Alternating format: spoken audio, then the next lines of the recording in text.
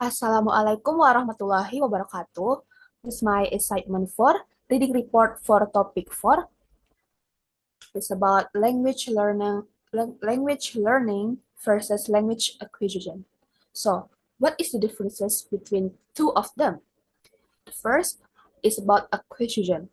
Acquisition means picking up a language naturally, like how kids learn their first language by hearing and using it. You get better at the language without focusing on the rules. So you don't need to be focused on the rules. So it's about acquisition. So how about learning language? For the learning language is when you study the rules of the language, like learning grammar from a book or a teacher. For example, if you learn English, you learn that in English you add an s to verbs when talking about he or she. For example, like he plays or she plays. So, according to question, acquisition is more important than learning. Why is it acquisition is more important than learning? So that is because it makes using the language automatic.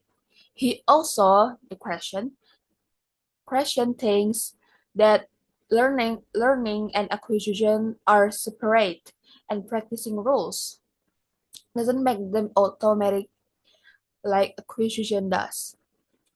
So how about the acquisition orders? Research shows that people learning English as a second language learn certain things like in and in the order of language of acquisition is regular past tense, irregular past tense, and it's about third person present tense. This suggests that the learners have natural ways of figuring out the language, no matter what their first language is. So next is about skill theory and ACT model. This model explains how people go from knowing rules to using them automatically. Number one is about declarative stage. You know the rules, but you can use them easily. For example, like the verb should be placed, but it's hard to say it, right? Like place. You have to add the s on the end of the word. Number two is about associative stage. You start to use the rules when needed. For example, like adding s when you talk about he or she, like I said before. Number three, the last is about autonomous stage. You can use the language naturally without thinking about it, without you thinking about the rules. And about the affective filter. The affective filter refers to how your emotion affect learning. If you're nervous or not motivated, it's like a filter that blocks new language from getting through. But if you're relaxed and motivated, you're more open to learning. So how about the question theory of second language acquisition? First, about acquisition versus learning. For the acquisition, this is the natural way we learn languages. Think of how children learn their first language. They pick it up by being around people who speak it, through conversation and through exposure to the language in everyday situations. They don't consequently they don't consciously think about grammar rules. They don't think about the grammar rules. They ignore them. They just get used to it. They just get used to hearing and using the language naturally. For their learning language, this is more formal and happens in a classroom setting. It happens in a classroom setting, so it's more formal, like in a formal way. Here, learners focus on understanding and memorizing the rules of the language, like grammar rules and vocabulary. list. So questions suggest that two processes are different. Acquisition happens naturally and in subconscious, while learning involves a conscious effort to understand language rules. What about the monitor hypothesis? So according to question, the monitor hypothesis, the monitor is a tool we use when we are aware of language rules. After we have acquired the basics of the language, we can use the monitor tool to check and correct our speech or writing. For example, if you know the rule for using past tense verbs, you can use the monitor. For example, if you know the rule for using past tense verbs, you can use the monitor to make sure you are applying it correctly when speaking or writing. However, in real-time conversations, this tool is not efficient, so there is not always enough time to use the monitor effectively, which means we might make mistakes even if we know the rules. How about the hypothesis for natural order? This hypothesis says that we learn the rules of a language in a predictable sequence. For instance, like in learning English, people often start with basic word order and simple tenses before we moving on to more complex structures. A question argues that this order is the same for everyone, regardless of the order in which the rules are taught in the class. Critics argue that this order can be affected by individual differences and previous knowledge, and that question's idea might not account for these variations. The input hypothesis. The input hypothesis focuses on the type of language input we need to learn effectively.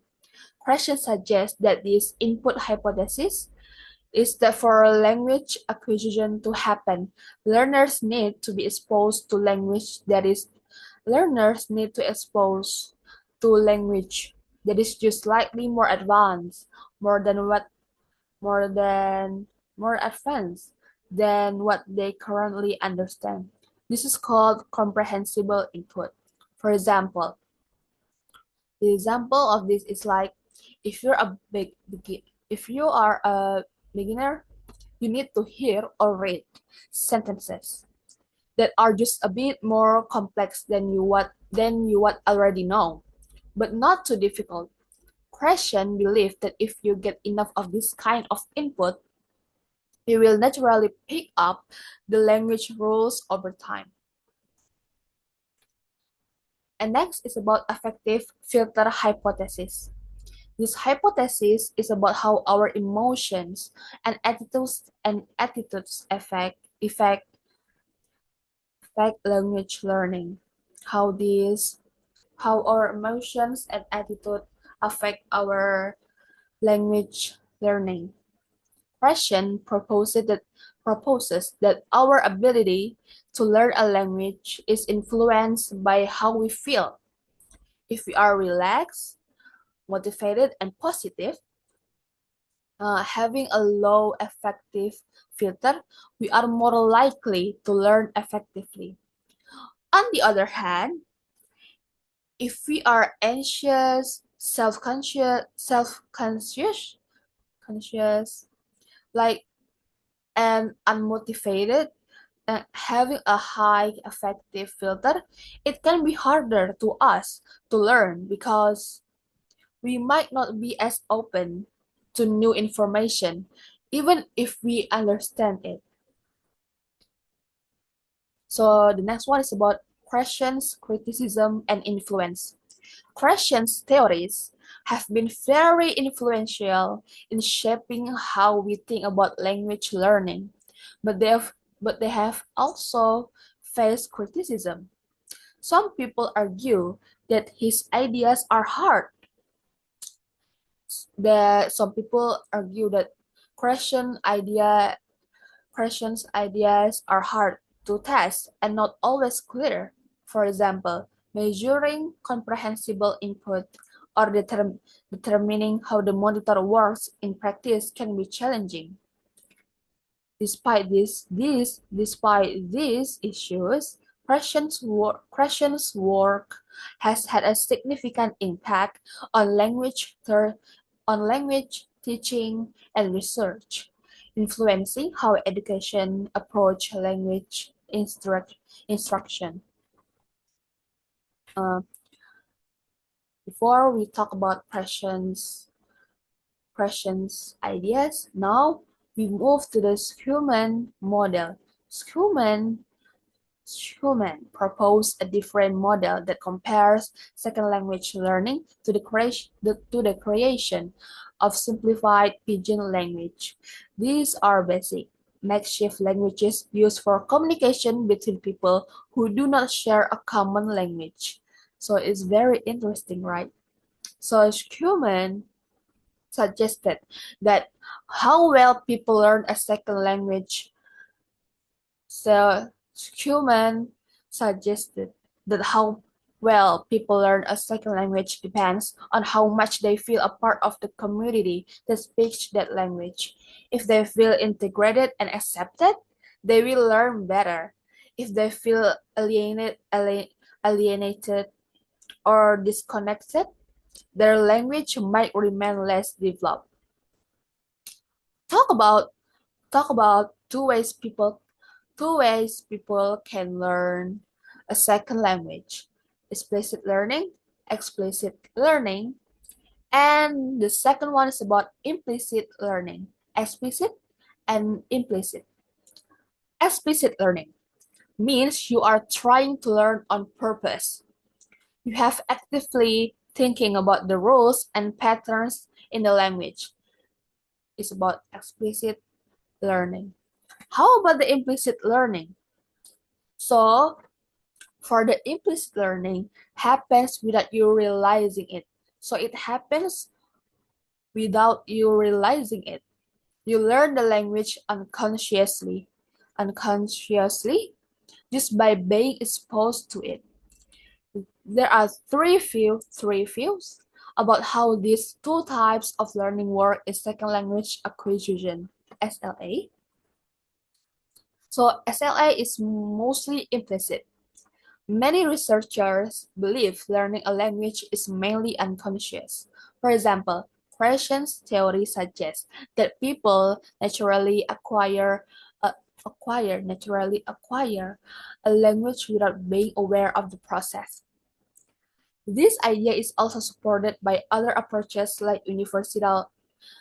This idea is also supported by other approaches like universal grammar and connectionism, which say that the brain processes language without needing the person to pay conscious attention to it. Number two, SLR is more explicit. This isn't mentioned much here, but would suggest that learning a language is mainly about consciously studying rules. Few scholars believe that learning a second language is mostly explicit. The reason is that why? The reason is explicit learning is slow and doesn't allow for quick, natural of use the language during communication. However, some research, some research, some researchers do think that learning might start explicitly but becomes more implicit with practice.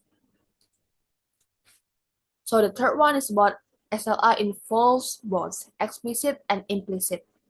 Some researchers believe that both implicit and explicit learning play roles in learning a second language, though many argue that implicit learning is more important. Explicit learning might help but isn't as essential. Many scholars believe that both implicit and explicit learning are involved in SLA. This idea is supported by skill theory, which explains that adults start to by learning something explicitly and with enough practice, and with enough practice, it becomes automatic or implicit. For example, learners first use declarative knowledge, conscious knowledge of rules, but through practice, this turns into procedural knowledge, automatic and conscious behavior. Another scholar, Schmidt, suggests that learners need to notice certain language features consciously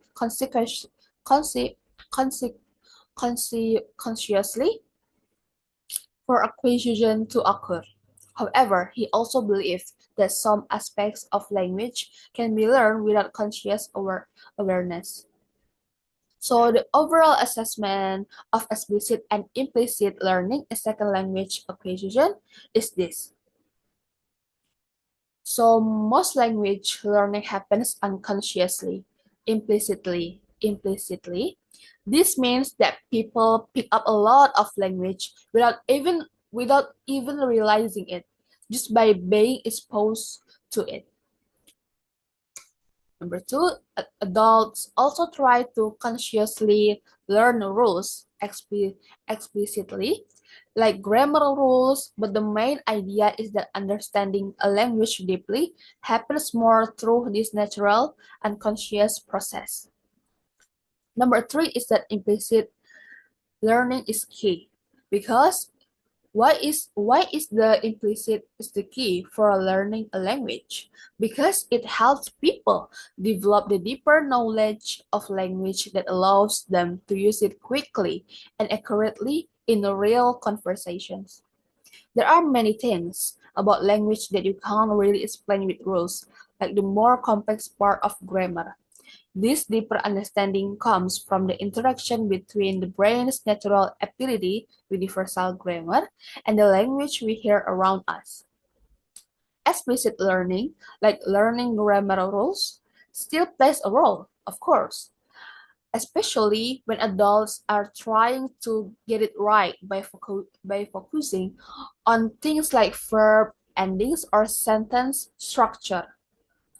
The big question is how these two types of learning, conscious, explicit, and unconscious, implicit, work together. We do not fully understand how they influence each other yet, but it's clear that both are involved. Both the explicit and implicit are both involved in some way when people learn a new language. So that's all from me. Thank you.